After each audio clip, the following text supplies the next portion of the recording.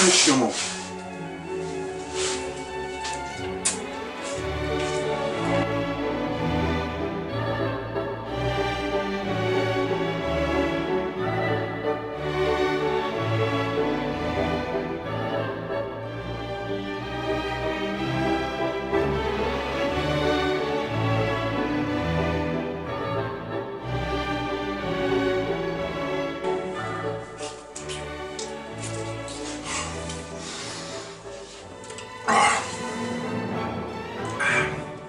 Là, ça y est, j'ai ma dose. Aujourd'hui, on va s'intéresser au sucre, le saccharose. Vous pensiez que ce n'était qu'un petit carré? Vous allez découvrir qu'en fait, c'est un gros morceau.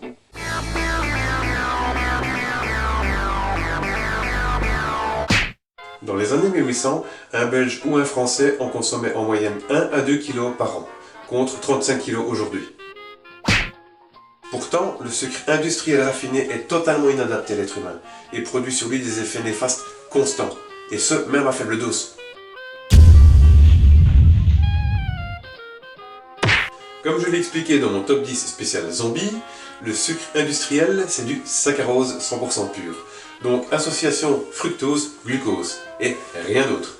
Ben oui, après raffinage, le sucre a perdu presque tous ses oligo-éléments et ses vitamines, qui sont des nutriments catalyseurs indispensables à la vie.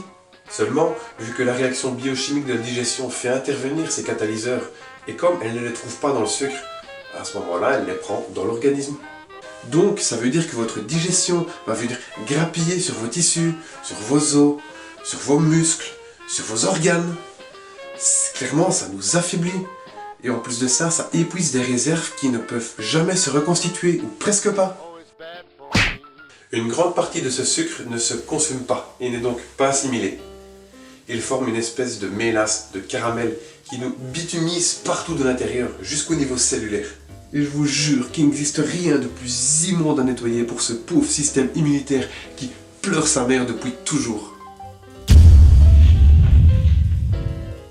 Et c'est précisément ça qui empêche la lymphe de nettoyer les muscles de leur acide lactique pendant un effort.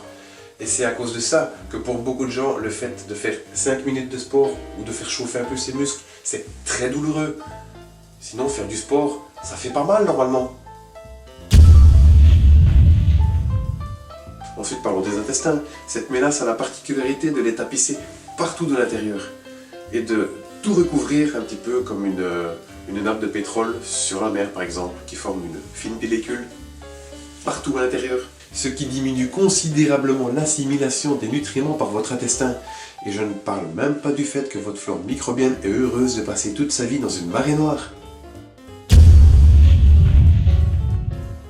Ensuite, l'estomac. Ce bitume provoque des aigreurs d'estomac par une sécrétion d'hyperchlorhydrie, ou HC1. Évidemment suivi par le pancréas qui doit constamment tamponner ces excès de HC1, ce qui à force l'affaiblit, l'épuise et l'atrophie complètement. Et bim! Bonjour diabète. Voilà, reconnais que tu l'as quand même un peu cherché, hein? Non? Ensuite, le foie, lui aussi, il s'encrasse de plus en plus, et à la longue, ça a de graves méfaits sur la sécrétion biliaire.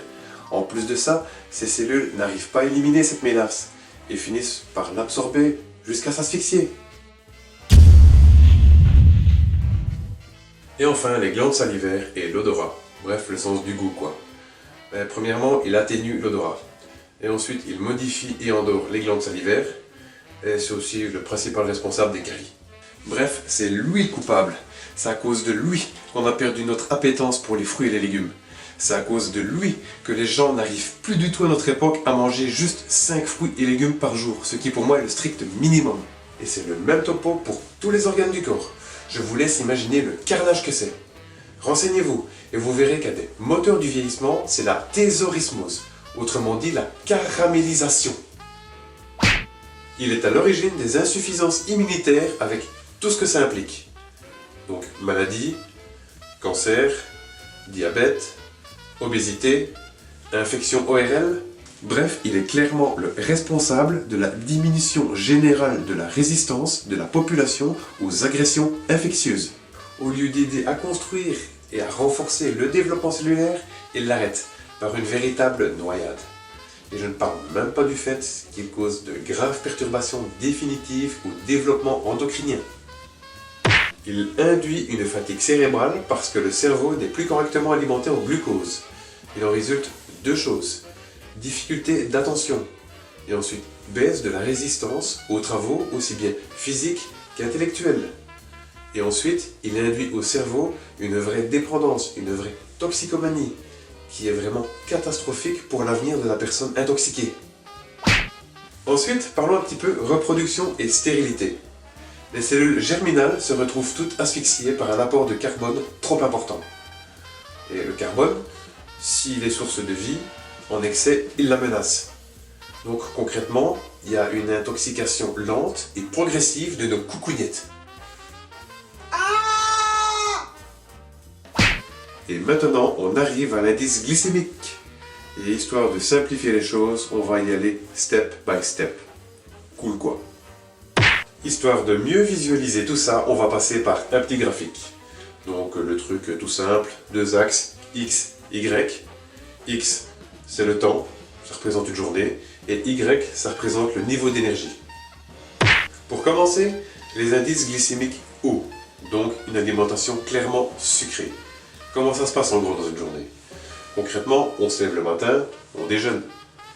Il y a un pic d'énergie qui au bout de quelques heures finit par redescendre.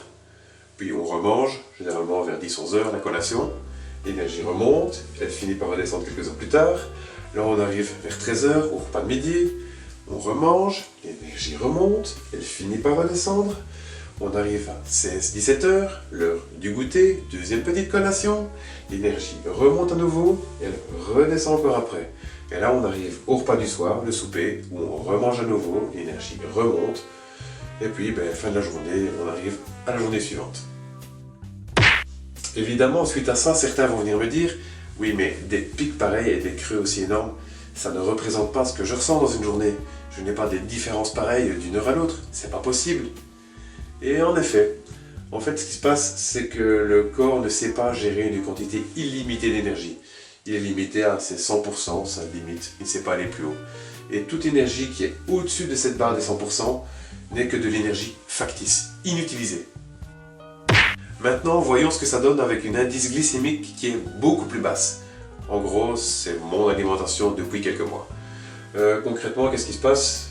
Je me lève le matin, à la minute où je me lève, j'ai la patate. Et je l'ai tout le temps.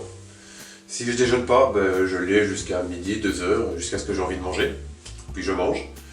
Puis après manger, j'ai encore la patate, jusqu'au soir. Puis le soir, je me goinfre, comme tous les soirs. Et puis j'ai encore la patate après, toute la journée. Et puis je vais dormir. Et le lendemain, ça recommence. Donc je mange 2 fois par jour et mon énergie est tout le temps stable. Je n'ai aucun creux. Et c'est maintenant que vous allez assister à un grand moment si vous me suivez depuis la toute première vidéo. On prend mon tableau indice glycémique bas. On prend petit tableau MPizzo de la vidéo graines de chanvre. On le prend, on le met là. Tadam! C'est pas beau ça?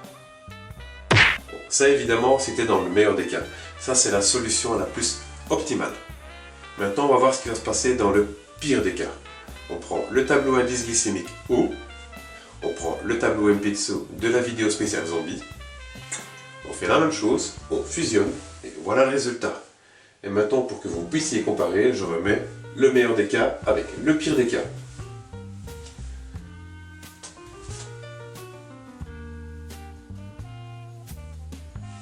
Voilà. Ça se passe de commentaires. Bon, maintenant qu'on a vu à quel point il faut un bordel monstre dans l'énergie utilisée, on va voir ce qui se passe avec l'énergie qui n'est pas utilisée. On reprend le graphique, on efface tout ce qui est en dessous des 100% qui est utilisé et on garde que ce qui est au-dessus. Avez-vous une idée de ce qu'il advient de cette énergie? En fait, c'est simple, il y a deux solutions. Pour commencer, il y a le stockage de graisse. C'est-à-dire que le corps se retrouve avec trop d'énergie, il ne sait pas quoi en foutre, et comme il ne sait pas la gérer, il la prend et il va la taper sur sa pile de boules en retard en se disant « je la ferai plus tard ». Le problème, c'est qu'il est tout le temps surchargé et qu'il ne sait jamais aller rattraper son boulot en retard. Et numéro 2, ce que j'appelle éliminer à la dure. Une fois de plus, le corps va prendre sur lui, sur ses tissus, des minéraux afin de neutraliser le surplus. Et c'est précisément ça qui fait la différence entre les individus. Ce n'est pas la génétique. Voilà pourquoi certains grossissent vite en mangeant pas grand chose. Voilà pourquoi d'autres peuvent se goinfrer de merde et ne prendre pas un gramme. Voilà pourquoi certains ont une ossature fine, sont comme ça. Voilà pourquoi d'autres ont une ossature lourde et sont robustes. Pourquoi certains prennent du muscle à la muscu facilement. Et pourquoi les autres resteront des crevettes à vie, même en se bourrant de protéines. On vient tous au monde avec une bonne base génétique. Personne n'est défectueux à la base, contrairement à ce qu'on vous fait croire. Le problème, c'est que, à peine arrivé au monde, on se prend déjà des petits pots pour bébés dans lesquels les industriels nous mettent du saccharose dans la tronche. Conclusion, la différence génétique entre les individus n'existe pas. Pas plus que les mauvaises génétiques, d'ailleurs. Évidemment, à ne pas confondre avec diversité génétique, qui elle existe bien sûr. Différence de couleur d'yeux, différence de couleur de cheveux, différence de couleur de peau, etc. Mais par contre, personne n'est prédestiné génétiquement à avoir une vie de merde, pleine de maladies et de problèmes. On est tous faits pour être en bonne santé, et longtemps. Mais avant de passer au dernier point, je voudrais apporter une petite précision. Si vous êtes du type crevette, et qu'après avoir écouté ceci, vous vous dites « Ouais, génial, je vais devenir énorme maintenant que je sais ça, une fois que j'aurai arrêté le sucre », pas tout à fait. C'est vrai qu'après le sevrage, vous prendrez plus facilement du muscle à la musculation, c'est clair. Mais pour ce qui est de l'ossature, une ossature lourde, robuste, ça se fait en tout début de la vie, quoi. Je veux dire, maintenant, si vous avez passé 20 ans, il est trop tard. Par contre, il n'est peut-être pas trop tard pour vos enfants. Et enfin, le fait que personne ne puisse y échapper à sa naissance. Les industriels en mettent partout, mais absolument partout, et en surdose. Pourtant, l'OMS a décrété que la dose max quotidienne devait être de 25 grammes par jour. Pourtant, les industriels sont clairs sur ce point. C'est pas leur faute, c'est vous qui abusez. Si quand vous achetez une canette de coca, il y a 35 grammes de sucre dedans, et que vous savez que votre dose quotidienne max c'est de 25 grammes, c'est à vous de volontairement gaspiller le dernier tiers ou le dernier quart de cette canette, et après ça de ne plus reprendre de sucre de tout le reste de la journée. Et s'il y en a absolument partout, ben, c'est votre faute, hein, il faut mieux chercher les endroits où il n'y en a pas. Et comme en plus c'est le cas, il vous faudrait être vraiment plus malin qu'eux. Je prends ma petite liste. Donc vous trouverez du sucre dans des produits industriels sous les appellations suivantes.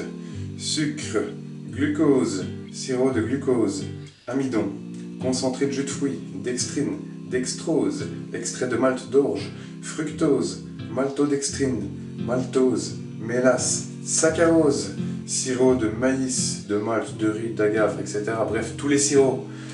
Xylose et xylitol.